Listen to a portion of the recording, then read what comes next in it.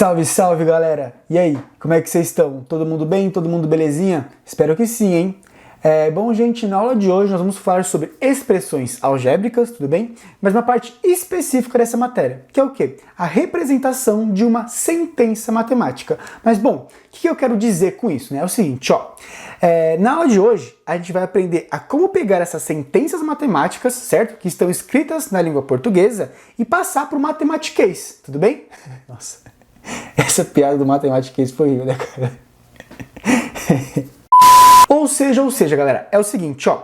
A gente vai pegar, certo, uma sentença matemática que está escrita na língua portuguesa e vai passar o quê? Para a linguagem da matemática. Simples desse jeito. Mas, bom, aí você deve estar me perguntando, né? Mas, pô, professor, como é que eu vou fazer isso? Olha só, para facilitar as nossas vidas, galera, algo muito importante que a gente vai usar é o quê? As expressões algébricas, não é isso? E só para relembrar, as expressões algébricas era quando a gente usava o quê? As letras na matemática, tudo bem? Então, para traduzir, basicamente, uma sentença matemática que está escrito na língua portuguesa e passar para a linguagem da matemática, a gente vai usar as expressões algébricas. Mas, bom, galera, é o seguinte, antes da gente partir para resolver alguns exemplinhos aqui, vou pedir um favor para vocês, hein? Olha só, não deixe de curtir esta aula e nem de se inscrever no nosso canal para você não perder absolutamente nada do mundo da educação. Então, olha só, galera, sem mais delongas, bora resolver alguns exemplinhos. Então, olha só, o nosso primeiro exemplinho diz o seguinte, ó, o dobro de um número. Ok. Perfeito, beleza.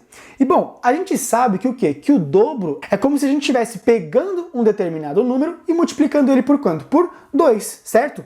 Mas o que acontece? Neste caso aqui, a gente não sabe qual que é esse número, certo? Então a gente vai chamar esse número aqui por uma letra. Eu vou chamar todos os números que a gente não souber, nesse caso aqui nessa aula, eu vou chamar de x, tudo bem? Então o dobro de um número nada mais é do que? Do que 2 vezes x, nesse caso, né não?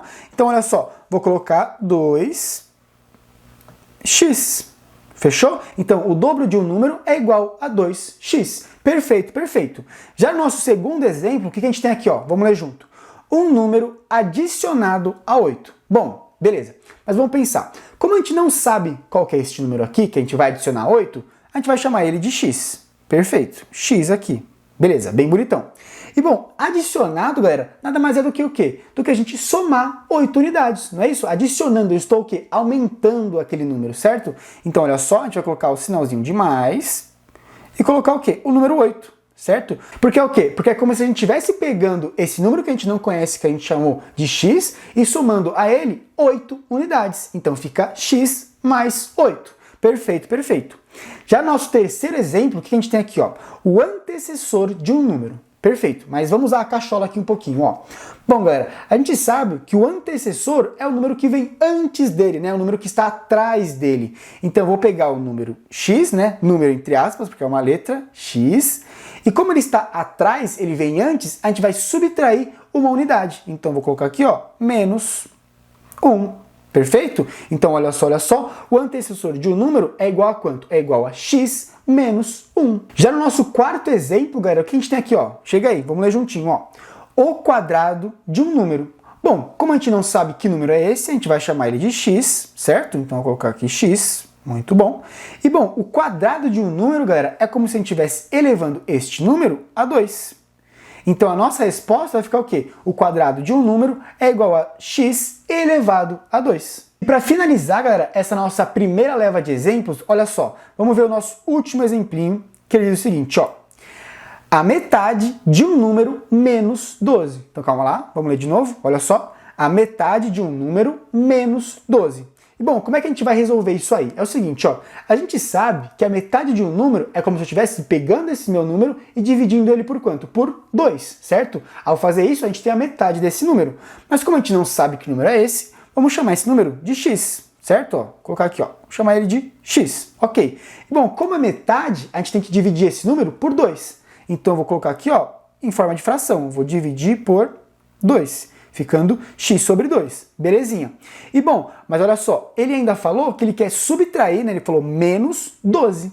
E bom, esse menos, já que é menos ali, tá escrito na nossa cara, o que eu vou fazer? Eu vou colocar um sinalzinho de menos e vou colocar quantas unidades a gente vai subtrair desse número, que é o seguinte, menos 12. Então, olha só, a metade de um número menos 12 é igual a x sobre 2 menos 12 unidades.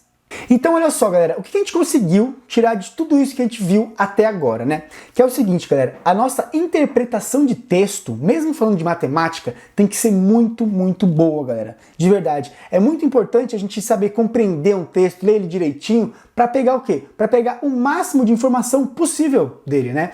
É verdade.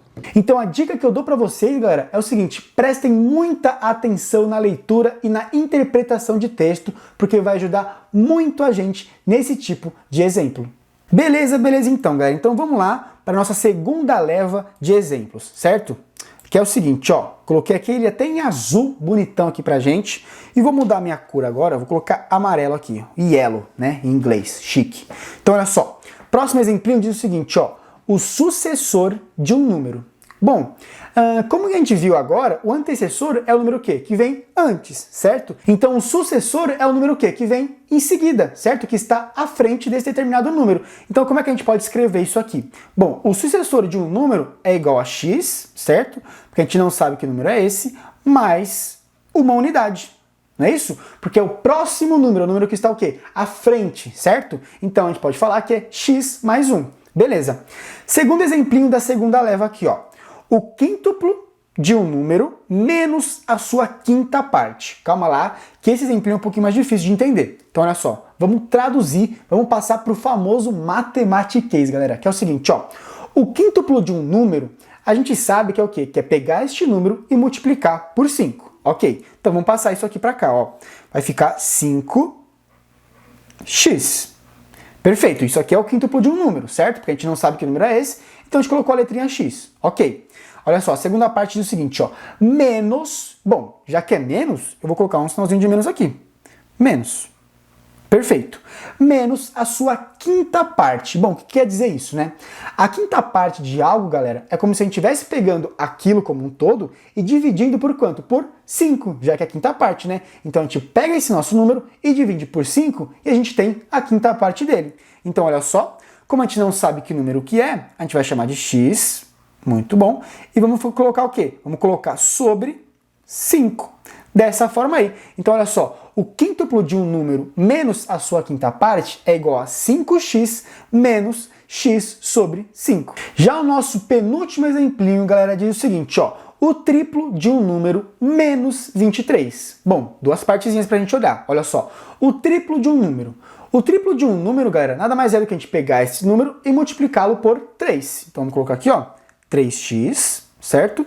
3x. O triplo de um número. Perfeito. Menos, de novo, então vamos colocar um sinalzinho de menos aqui, menos 23 unidades. Então a gente vem aqui, ó, e coloca o número 23. Certo? Ficando 3x menos 23. Já o nosso último exemplinho, galera, para fechar com chave de ouro é o seguinte, ó, vamos ler junto. A diferença entre o quadrado de um número e o número 7. Bom, calma lá, galera.